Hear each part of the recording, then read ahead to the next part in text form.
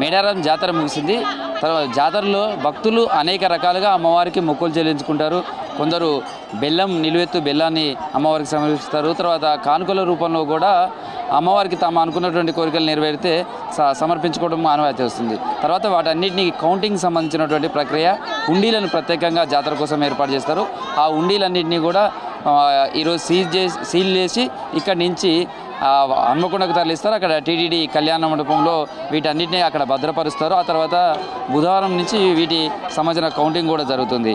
అయితే మొత్తం మేడారంకి సంబంధించి చూస్తే సమ్మక్క కోసం 215 హుండీలను ఏర్పాటు చేశారు. సమ్మక్కకు సంబంధించినటువంటి అమ్మవారికి మొక్కులు అయితే ఎవరు చెల్లించుకుంటారో అది నగదు రూపంలో కావచ్చు, కొంతమంది బెల్లం, బంగారము, తర్వాత వెండి, ఇలా రకరకాల అమ్మవారి ప్రతిమలు కూడా చేయడం, తర్వాత ముక్కు పుడకలు కావచ్చు, ఇట్లా అమ్మవారికి సంబంధించినటువంటి కానుకలంతా కూడా సమర్పిస్తారు. అవన్నీ 215 ఏమో సమ్మక్క కోసం ఏర్పాటు చేశారు. అదేవిధంగా సారలమ్మకు సంబంధించిన అమ్మవారి మొక్కులు చెల్లించుకోవడం కోసం 215 హుండీలను వాటికి ఏర్పాటు చేశారు. అదేవిధంగా గోవిందరాజు, పగిడిద్దరాజుకు సంబంధించి 26 హుండీల చొప్పున ఏర్పాటు చేశారు. అదేవిధంగా క్లాత్ సంబంధించినటువంటి హుండీలు మరొక 30 ఏర్పాటు చేశారు. మొత్తం మేడారం జాతరలో 512 హుండీలన్నీ కూడా ఏర్పాటు చేశారు. దాదాపు హుండీలలో ఇప్పటికే పూర్తిగా భక్తులు వేసినటువంటి కానుకలతోటి అవన్నీ కూడా నిండిపోయాయి. చాలా హుండీలకు సంబంధించినటువంటి నిండిపోయిన హుండీలన్నింటినీ కూడా ఒక్క చోటుకి చేర్చారు. వాటన్నిటి కూడా సీల్ వేయడం కూడా జరిగిందని చెప్పచ్చు. ఇప్పటికే వీటన్నిటి తర్వాత ఇక్కడి నుంచి అమ్మవారికి కానుకల లెక్కింపుకు సంబంధించి హన్మకొండకు తీసుకెళ్తారు. ఇప్పుడు మనం ఈ హుండీకి సంబంధించి చూడొచ్చు.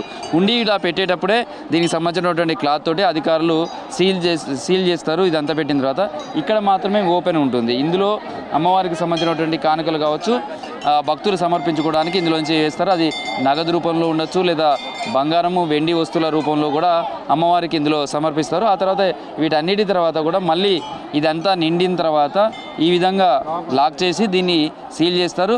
ఇక్కడి నుంచి తీసుకొని మళ్ళీ ఇవన్నీ సీల్ చేసిన తర్వాత వాహనాల్లో ప్రత్యేకంగా ఆ హన్మకొండ టీటీడీ కళ్యాణ మండపానికి తరలిస్తారు. అక్కడ హన్మకొండ టీటీడీ కళ్యాణ మండపంలో సమర్పించి భద్రత మధ్య కూడా తరలించడం జరుగుతుంది. టీటీడీ కళ్యాణ మండపంలో 3 అంచెల భద్రత ఉంటుంది. కౌంటింగ్ సంబంధించినటువంటి ఏర్పాట్లు కూడా అక్కడ జరుగుతాయి. దానికి సంబంధించి అక్కడ సీసీ కెమెరాలతోటి నిరంతరం పర్యవేక్షణ, ఎందుకంటే అమ్మవారికి సంబంధించినటువంటి కానుకలు కాబట్టి ఎక్కడ కూడా వేరే విధమైనటువంటి ఫిర్యాదులు కావచ్చు, లేదా విమర్శలకు తావు లేకుండా చేయడం కోసం అనేది అక్కడ సీసీ కెమెరాల పర్యవేక్షణలో ఈ కానుకలకు సంబంధించినటువంటి అమ్మవారి కానుకలన్నీ కూడా లెక్కించడం జరుగుతుంది. ఆ లెక్కించినటువంటి దాన్ని చూస్తే లాస్ట్ ఇయర్ చూస్తే దాదాపు 12 కోట్ల రూపాయల మేర సమ్మక్క, సారలమ్మ, పగిడిద్దరాజు, గోవిందరాజులకు కానుకల రూపంలో హుండీలో వచ్చినటువంటి లెక్కింపు, అదేవిధంగా బంగారం, వెండి, తర్వాత విదేశీ కరెన్సీకి సంబంధించినటువంటి డాలర్స్ కావచ్చు, ఇవన్నీ కూడా వచ్చాయి.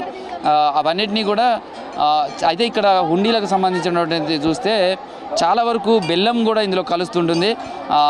కొన్ని నోట్లు కూడా లెక్కించడానికి కూడా ఇబ్బంది పడే పరిస్థితి ఉంటుంది. అట్లాంటి వాటిని కడగడం, చేయడం ఇదంతా కూడా ప్రత్యేకమైనటువంటి కెమికల్ ద్వారా చేస్తారు. అదేవిధంగా కాయిన్స్కు సంబంధించి కూడా చాలా ఎక్కువ మొత్తంలో కానుక రూపంలో వస్తాయి.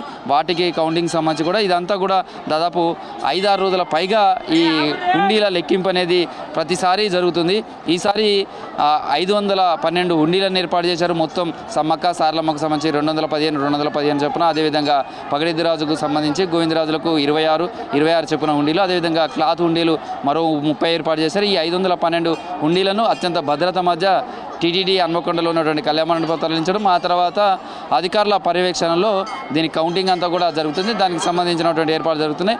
ఈసారి కూడా దాదాపు 1 రోజుల పైగా హుండీల లెక్కింపు జరిగే అవకాశం ఉన్నది అనేది అయితే అధికారులు అంచనా వేస్తున్నారు. దానికి తగ్గట్టుగా ఏర్పాట్లు చేస్తున్నారు. ఇది ప్రస్తుతం హుండీలకు సంబంధించినటువంటి లెక్కింపుకు సంబంధించినటువంటి జరుగుతున్న పనులు.